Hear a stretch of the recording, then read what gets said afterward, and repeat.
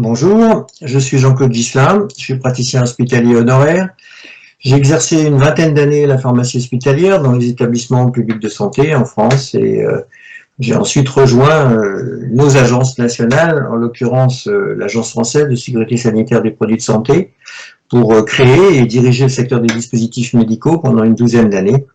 Et j'ai ensuite, au sein de la NSM, l'agence la plus récente, été en charge des affaires scientifiques européennes et internationales. C'est à ce titre que j'ai pu participer activement à la négociation des fameux règlements européens nouveaux, les 745-746, et que j'ai représenté donc la France au groupe de coordination GCDM à Bruxelles jusqu'en 2011. Le règlement 745 de 2017 relatif aux dispositifs médicaux publié au niveau européen est désormais d'application obligatoire depuis mai dernier.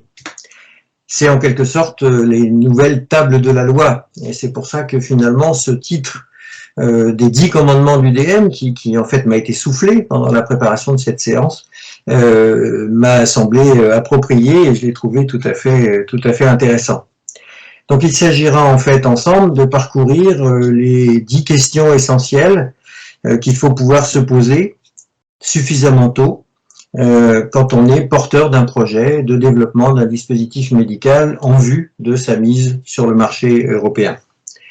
Des questions qui sont des questions importantes, des questions surtout qu'il faut souvent anticiper énormément au cours du développement du projet et qui c'est vraiment la condition indispensable pour que cette anticipation fasse que ce parcours réglementaire, qu'on appelle couramment de marquage CE, ne soit pas un obstacle ou un frein, mais surtout une aide et un atout pour le succès du projet que l'on porte.